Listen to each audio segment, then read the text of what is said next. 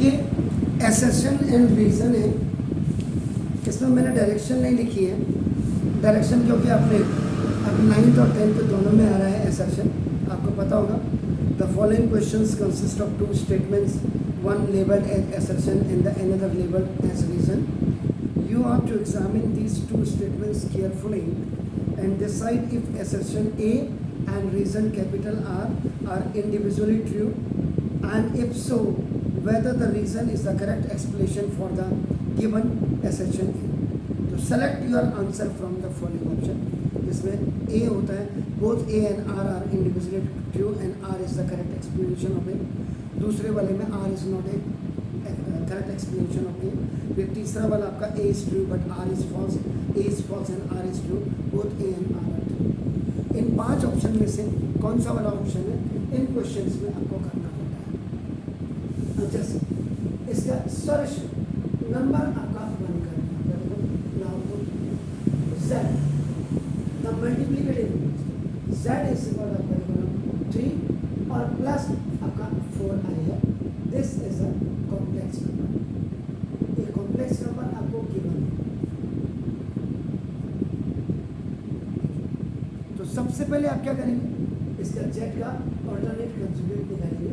तो that is ये आपका गिवन में था ऑल्टरनेट कंजुगेट।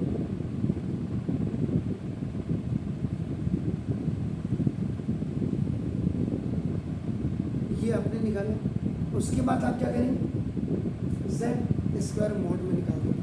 तो Z स्क्वायर जब मॉड में, अगर Z निकालेंगे आप मॉड में, तब ये आपका ऐसे होगा A स्क्वायर और प्लस B स्क्वायर, याद रखिए। और Z अगर मॉड का स्क्वायर आप करेंगे तो ये हट जाएगा, अपना simply A square plus B square करेंगे, याद रखिएगा। तो ना दैट इज आपका 3 का स्क्वायर आपका और प्लस माइनस आपका 4 का स्क्वायर आपका। तो ना ये इक्वल टू आपका 25। तो ना मल्टीप्लिकेटिव इनवर्स ऑफ Z आपका जो आपको दिया हुआ है, यानी कि Z का मतलब आपका जो 3 + 4 है। आप या तो इसको लिखो या Z लिखो, कोई फर्क नहीं पड़ता। तो ये आपका क्या होता है सर, आपका नाम इस इसका ये Z इनवर्स होता है, इसका मतलब Z का इनवर्स आपका ये आपका होगा। तो Z इनवर्स इज इक्वल आपका Z अपॉन आपका Z नॉट का स्क्वायर।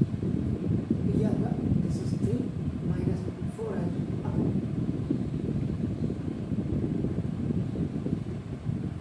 तो ये तो सही है। अब रीजन में आपका देखो Z इनवर्स इज इक्वल, ये भी आपका ठीक है। इसका मतलब जो नीचे आपके जो 5 आपको दिए होते हैं ऑप्शन, उनमें से here assertion and reason both are correct। जो ये फॉर्मूला आपका है एंड इससे तो आपका मल्टीप्लिकेटिव इनवर्स निकल रहा है, इसी से आपका निकल रहा है ना। तो इसका मतलब reason is the correct explanation of assertion।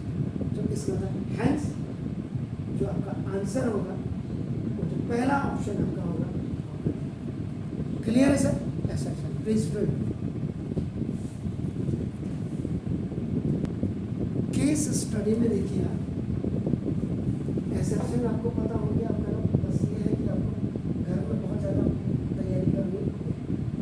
Case study में सब कुछ पावर ऑफ आई और जनरल आपका ये फॉर्मेट आपको दिया है।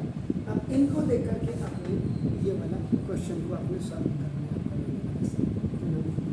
सॉल्यूशन नंबर 2, इसको आपका क्वेश्चन को आपका नंबर 2 कर देते तो आप कर ये आपका दे सकता है आई की पावर आपका देखो -39 है। तो इसमें आपका जो पहला रूल लगा आपका सेकेंड रूल एक्सपोनेंट का x की पावर -10 इज इक्वल टू 1। सबसे पहले आपका यहाँ पर लिखो either that is the denominator और द न्यूमरेटर। अगर माइनस पावर है it should be converted into the plus. तो ये आपका डिनोमिनेटर में चले जाएगा, आई की पावर आपका 39। ठीक हो गया सर? आई की पावर 39 हो गई। अब इनके हिसाब से आपने काम इसको 9 4 जा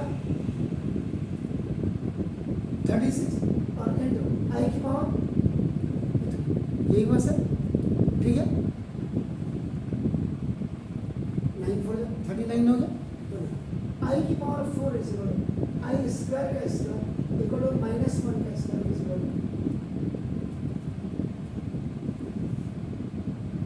दिया भी है उसको, ज़्यादा दिमाग तो लगाए नहीं, इसका 1 अपॉन आपका देखो ना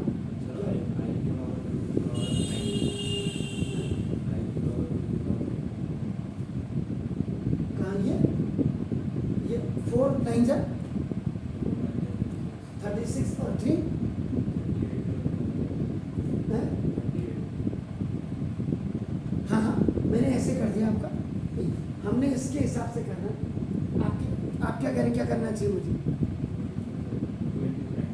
2 इंटू नहीं दिया नहीं ना, 2 इंटू 90 4 के हिसाब से करना है, आई स्क्वायर नहीं दिया, ठीक है। यहाँ पे इन्होंने मिसिंग किया, आप समझ गए।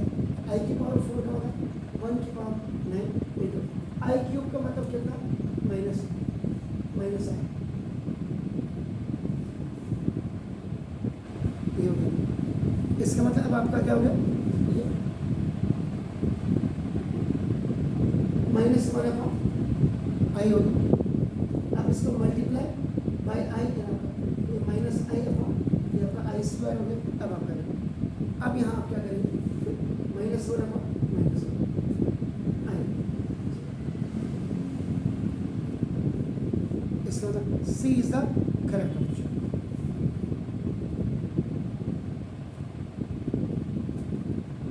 क्लियर हो गया। तो एस सेक्शन का और केस स्टडी के क्वेश्चन आपका, तो आपने इसमें अगर आप देखेंगे, आपने वेरी शॉर्ट आंसर टाइप आपने किया, आपका शॉर्ट आंसर टाइप किया, लॉन्ग आंसर टाइप किया, उसके बाद आपने मल्टीपल चॉइस किया, आपने फिल इन द ब्लैंक्स किया, एसर्शन आपने किया, केस स्टडी आपने किया और चैप्टर आपका खत्म।